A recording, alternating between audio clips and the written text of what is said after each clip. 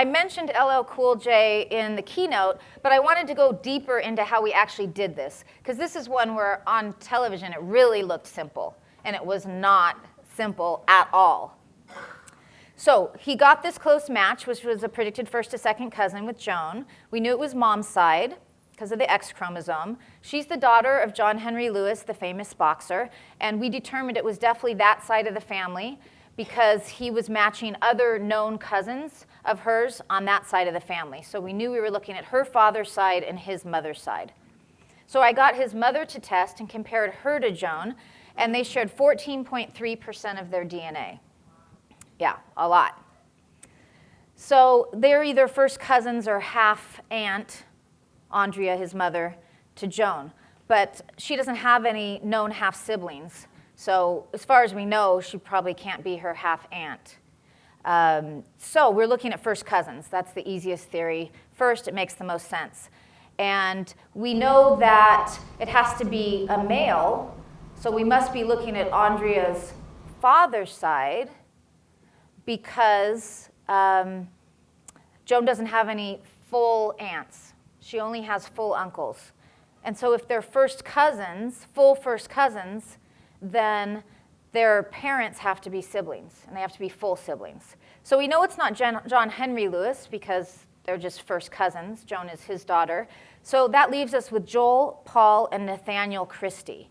And they're all deceased, so we're not able to test them to see which one is Andrea's father. But fortunately, they all have children that are living, and Joan's in touch with them because they're her first cousins, so we're able to convince them to test.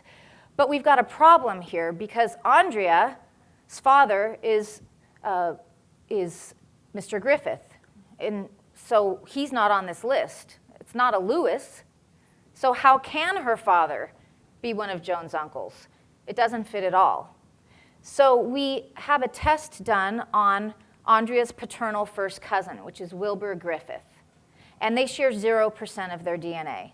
And this comes as quite a shock because Andrea was extremely close to her father, in particular to her father. And so to learn that he wasn't her biological father was really shocking. And LL Cool J grew up in their household. And so he was greatly influenced by his grandfather, and he saw him as his father figure. So this was a big deal to find out. And for that reason, we didn't reveal this on air.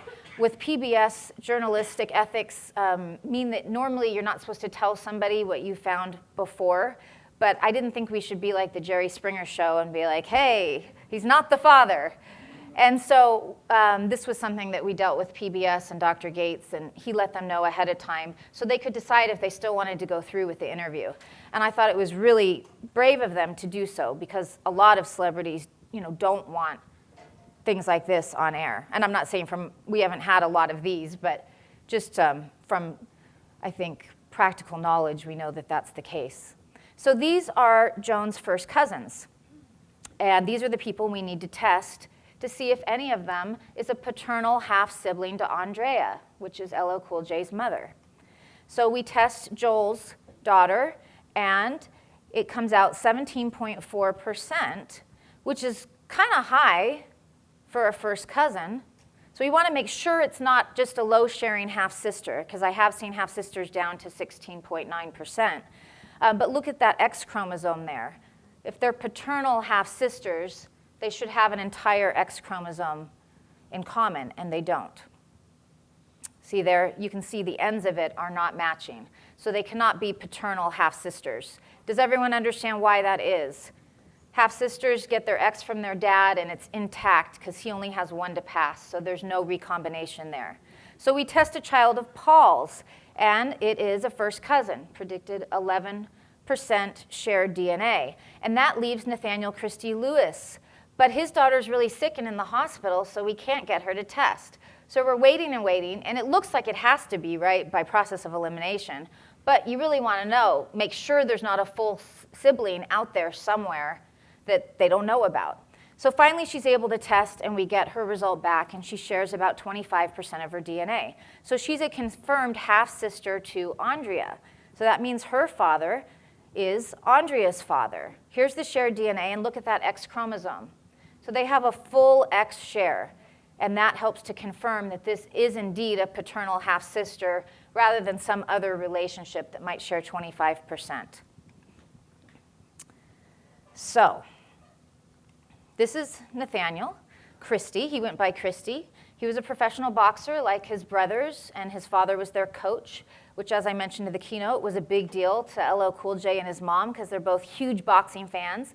And when we originally called him up and told him, he said, "You must be punking me. There is no way I could really be related to John Henry Lewis and the Lewis brothers." But he is. And here's the Lewis family reunion with silly me added in there.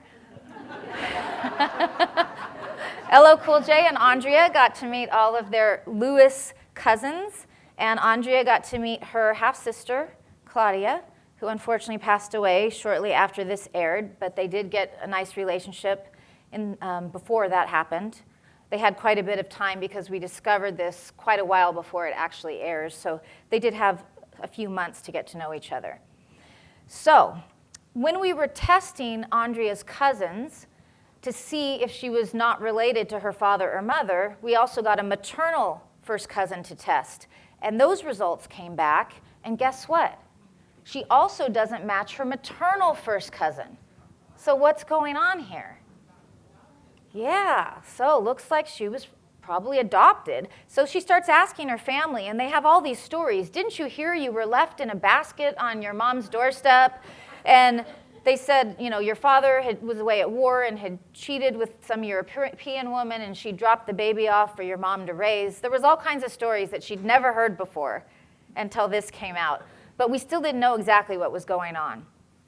So I wanted to try to figure out her maternal side now. But we weren't lucky with the first cousin match like we were on the paternal side. And this is what the show leaves out. So I'm trying to find some matches that don't match the Lewises. And we've got so many of them tested now that I'm pretty confident when I'm able to see which ones are maternal versus paternal here. And this is her highest match. She shared about 166 centimorgans. And I don't get a response from, of course. But fortunately, I find 63 uses that username at other websites, so I figure out who she is. And she's from California, which is gold, because I can go look her up in the California Birth Index and then build her family tree. But when I go to look her up, fortunately, she has an unusual first name.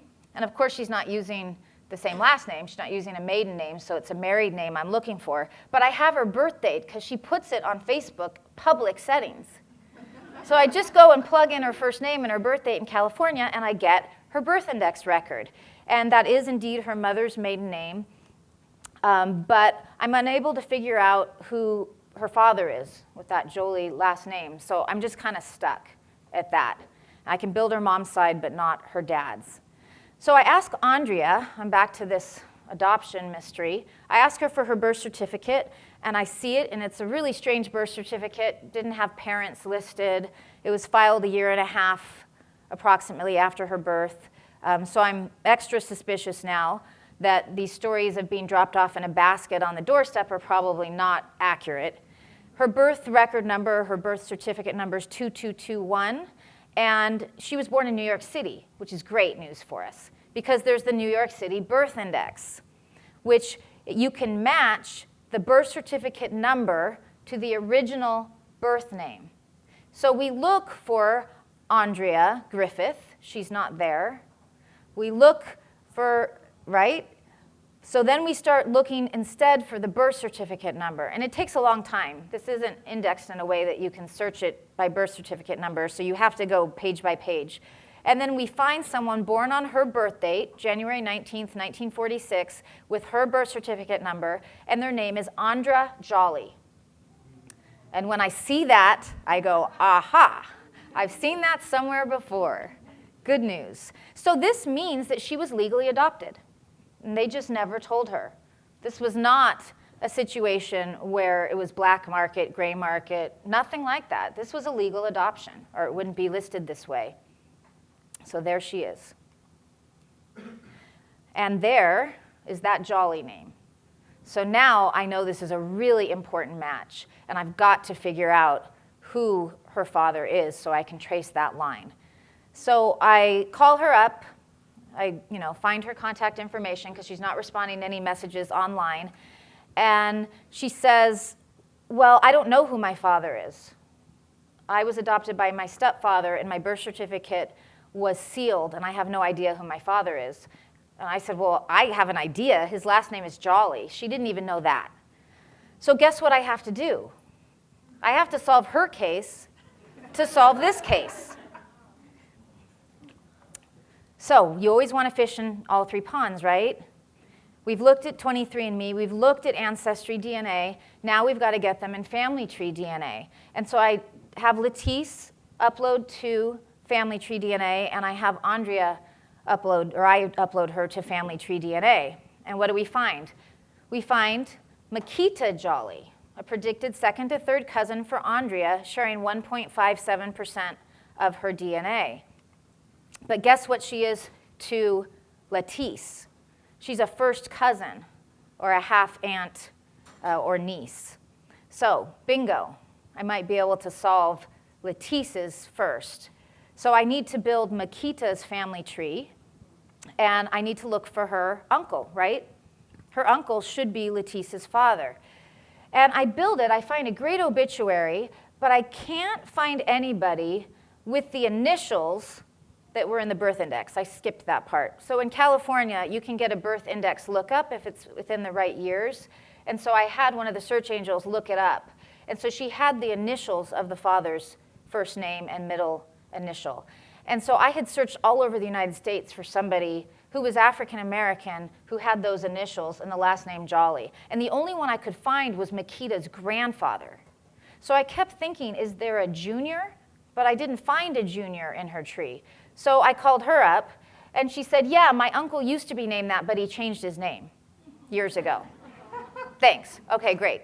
So I tell her, and she says, well, let's call him up. So I'm on the phone. She calls him up, and she says, hey, I've got a lady here who's looking for you. She thinks you have a daughter.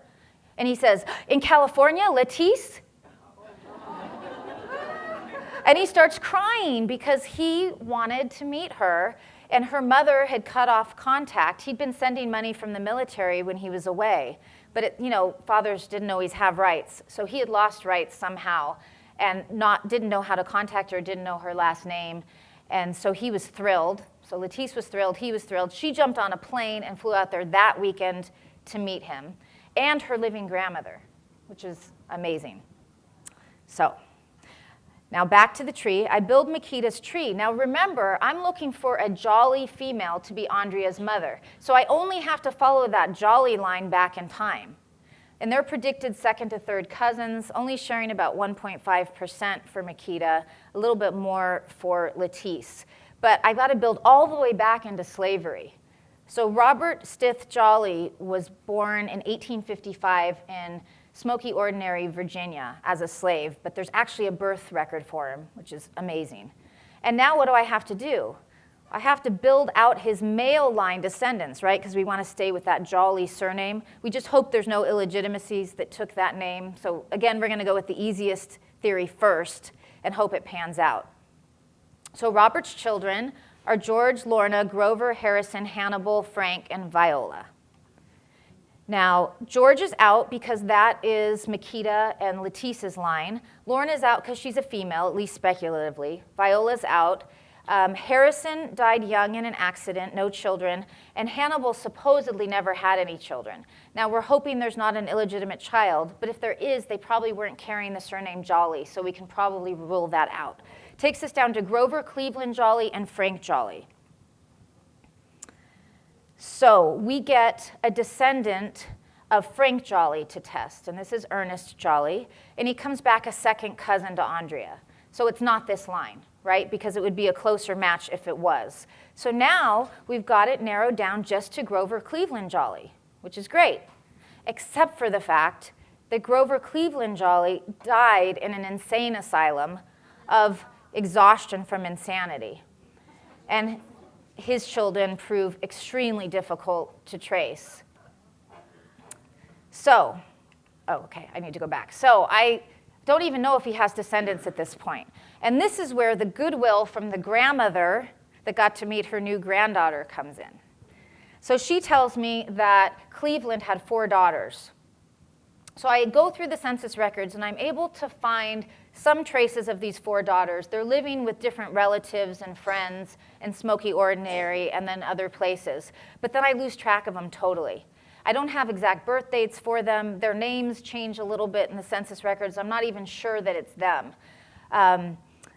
So I realize the grandmother tells me that they have a lot of land. They owned a lot of land in Smoky Ordinary, and that everyone, all the descendants, inherited land or money.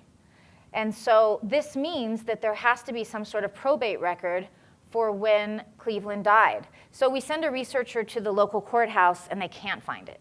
I can't find it anywhere. So I'm talking to Makita. I'm saying, I don't know what we're going to do. We can't get any further. We have to find these daughters to solve this. Do you know anything about the probate records? She says, well, I think they're in my grandmother's papers, but I don't think that she's going to find them for us because she's pretty touchy about the land. She doesn't want anyone to take her land, of course, right? So she may not want to share that. But the father that's just found his new daughter, thanks to my work, says, I'll go find him. So he digs through all the paperwork, and he finds the probate records that list the 4 daughters. So now I've got the full names and the birth dates, or I have the approximate ages at least, so much closer to the birth dates. And I have to trace these people, which is not easy either because they didn't have a very stable life. They were sent, as I said, to lots of different families. But I'm able to trace them enough that I get a descendant of 3 of the 4 lines. And I see that Dorothea's descendants don't match closely enough. Mamie's descendants don't match closely enough. Frances died early, and it's unclear whether she had children or not. So I'm down to Ethel May. Ethel May has 2 children. 1, no one knows where he is. He's institutionalized somewhere. And 2 has passed away. So I have to test a granddaughter. And she agrees to test, fortunately. So this is Ethel May's granddaughter, Janine, and she's sharing 18.2% of her DNA with Andrea, which is high because she would be a half niece. But there's no other explanation for sharing this much DNA. It has to mean that Ethel is Andrea's mother. And we're lucky because she's the only one who's still alive of those siblings. And she's living in a nursing home in New York City, which is where Andrea lives. So they get to know each other. They're spending lots of time together. And Andrea tells me it's incredibly fulfilling for her to have this relationship with this mother that she never even knew she had. So this is what the tree ended up looking like. Turned out that Andrea was second cousins once removed with both Makita and Lettice. And so I had to go up the tree from Ethel May, which I didn't know at the time, right? I'm sorry, I had to go up Makita's side, Arthur Harrison Jolie, and George Wilbert Jolie, George Monroe Jolie, up to Robert, and then build down. Grover Cleveland, Ethel May Jolie, Andrea, and then Todd Smith, which is LL Cool J. So now we're able to build out that whole maternal branch of his mother's tree.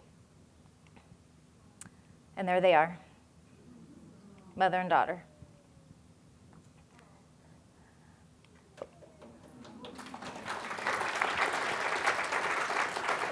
Okay, I went faster than I thought, which means I actually have time for questions. You guys have any questions about that?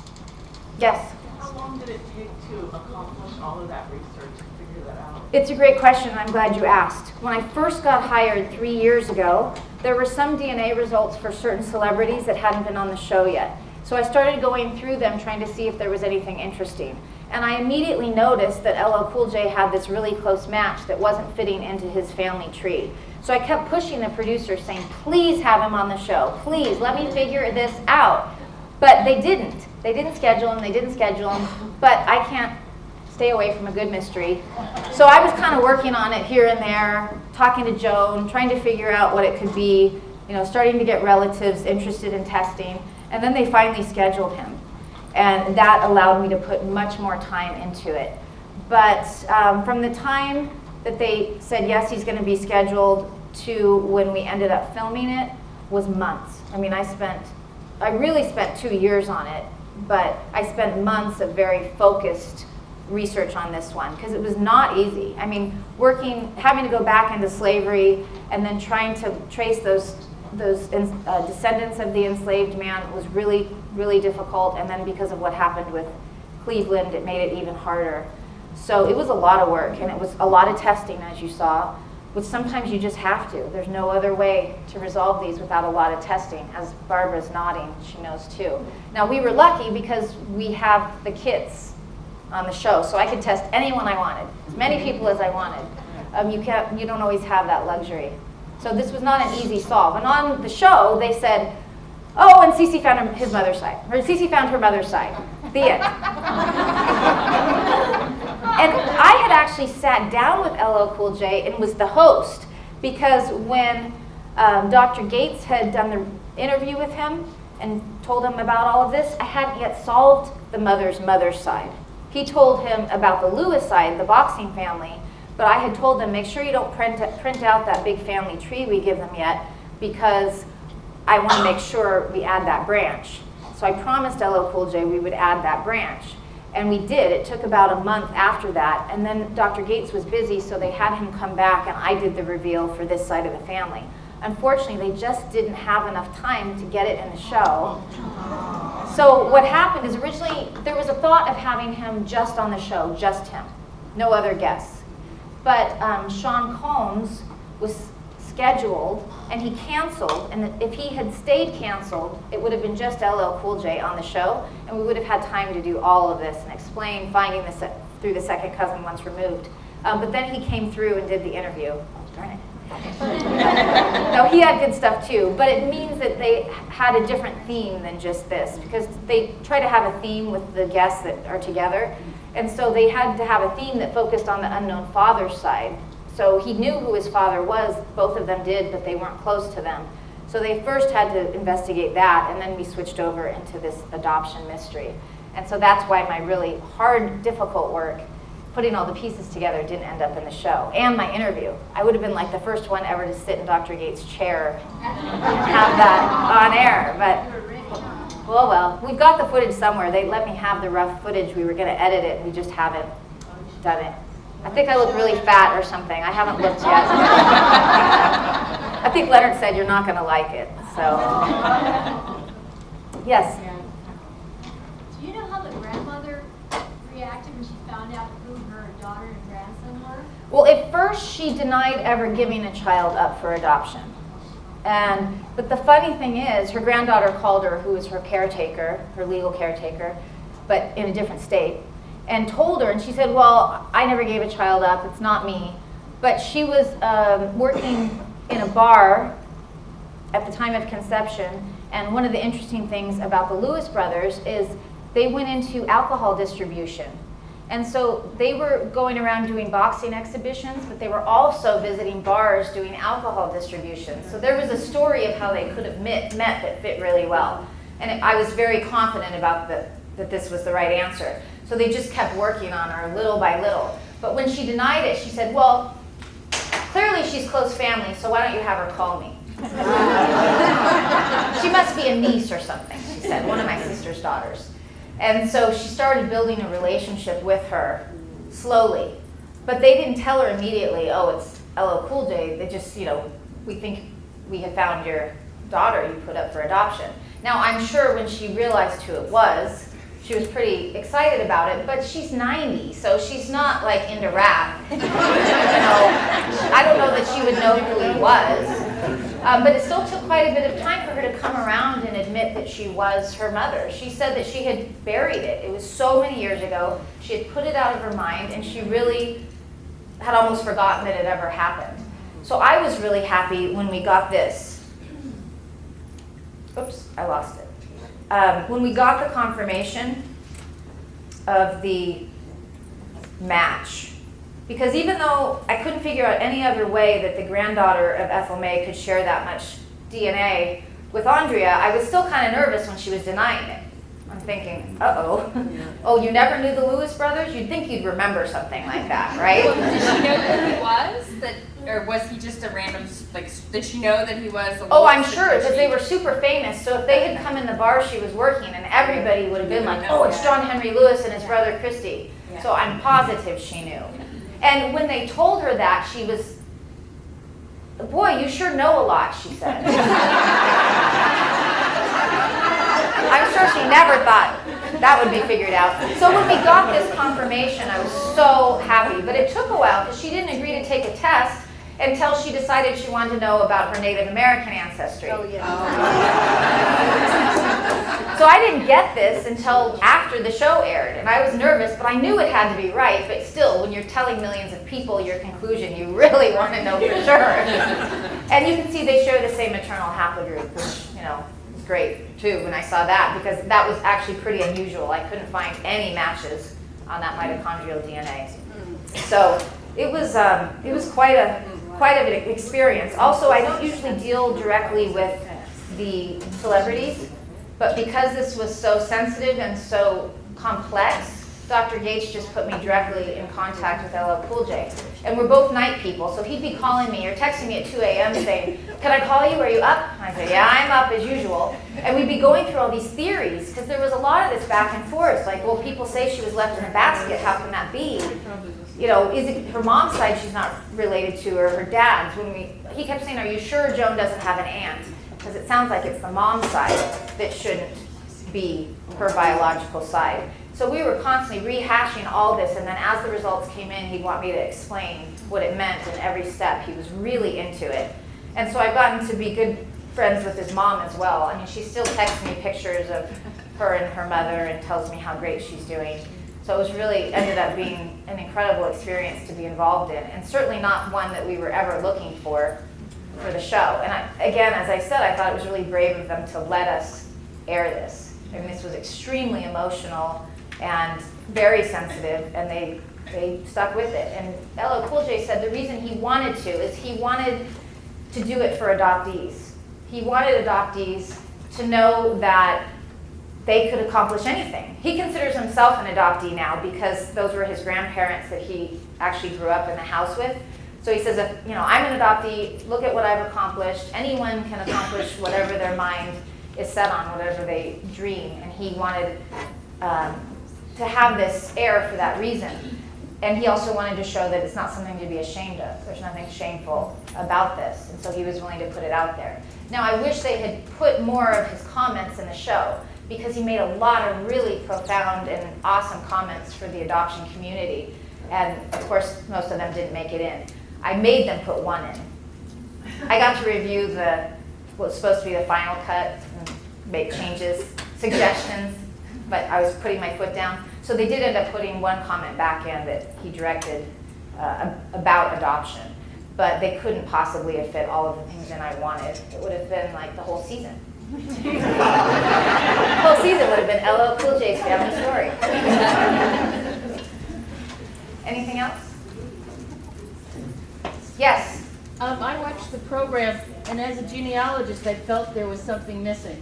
And you've actually explained all the stuff that I felt was missing.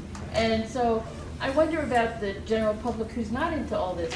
Did they also feel that all this stuff was missing? Didn't seem to. They just took it at face value that I found mom. Well, it looked fairly easy to find the father's side because we had the first cousin. So probably people just assumed it was that easy. But this was, you know, the more typical adoption search, where you've got a second cousin or a second cousin once removed, maybe a third cousin, and you've got to figure it out from that. And that's what I would have liked to have showcased. But it takes so long to explain it that it's rarely ever going to make it in a TV show. And the same thing happened with 2020. Oh, exactly the same thing. So if you saw the 2020 with the 3 foundlings that were half siblings, we found the mom through a first cousin match. And then they said, oh, and as a gift, she told who the fathers were. That is not the whole story.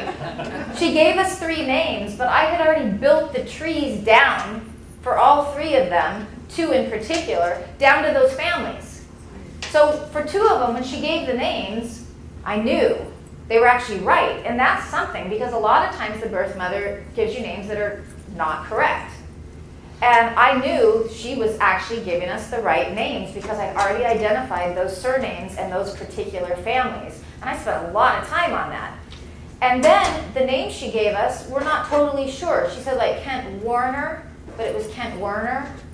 And so I had to still do quite a bit of work tracking these people down as well. And then for the third one, I had said that his father must be a Mexican immigrant because I just wasn't getting close. It was clear to me that this was someone that was a recent immigrant and probably actually an immigrant themselves.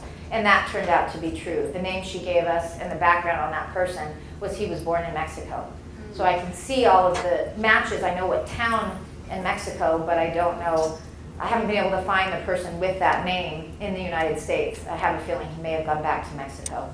But yeah, they just said, oh, and she gave the names, and that's the end of it, and they met their dads. Or 2 of the 3 met their dads. No, I spent like hundreds of hours trying to find those dads, and then was thrilled when she gave us the names because it confirmed where I was already going. Yes? If you have to choose one for an adoptee who's Irish, which one would you choose? Irish as in born. My first cousin, her biology is Irish. What's the question? If I had to pick one pond or one company to test at for an adoptee that has Irish roots, what would it be? Do I really have to pick one? Well, I'd probably test at Ancestry and transfer into Family Tree DNA, which you can't do right now, but you're going to be able to do it again. Because I want her in Family Tree DNA because they do the Genealogy Ireland conference, but they still do have the smallest database. So I hate to have her only in Family Tree DNA. Now, if I could buy it at the show for $69, I'd probably just do that. But normally I would do Ancestry for $79, and then I would do the upload to Family Tree DNA for $39. And I'm confident they're going to get that figured out sooner than later, hopefully. So I think we will have that option again at some point. So 23andMe would probably be the last one on there, but you know, her answer might be sitting in 23andMe because they've been selling overseas for a long time. But Ancestry is doing quite a bit of promotion in England, so I wouldn't want to miss them either. And you know, like this one, okay, so at 23andMe we found the paternal match, but then at Ancestry and Family Tree DNA we found the ones that solved the maternal side. It's very often I need all 3. It's not uncommon. So I don't want to have to pick. I'm probably going to donate a test to her so she can test it more than one. I mean, I end up buying tests for people because I don't want that. So that's part of the reason we started our Kids for Kindness donation program. There's a lot of people in the community who want to give back. We've helped them solve their core mystery, and someone's done it pro bono, and they say, I want to pay someone. And we say, no, we don't want any payment. Now people are donating kits sometimes, and just people in the community who want to help the adoptees discover their biological roots. And then I donate a lot of kits myself. If you buy your kits through my affiliate links, a percentage of that goes back to donations as well. So I'm still buying a lot of them myself, but it's coming from commissions, and people are using my links with that purpose and DNA detectives that they're wanting to give back. So that's what I would do. I probably would not make her choose one. I would just have to get her a kit. Yes? I just want to say that I really appreciate you going into all this detail in the program, because watching the Gates programs, I often felt that the material was pretty thin, and the script kept going off on things that weren't really very interesting, and Gates' comments sometimes were pretty vapid. So we'll cut that part out of the video.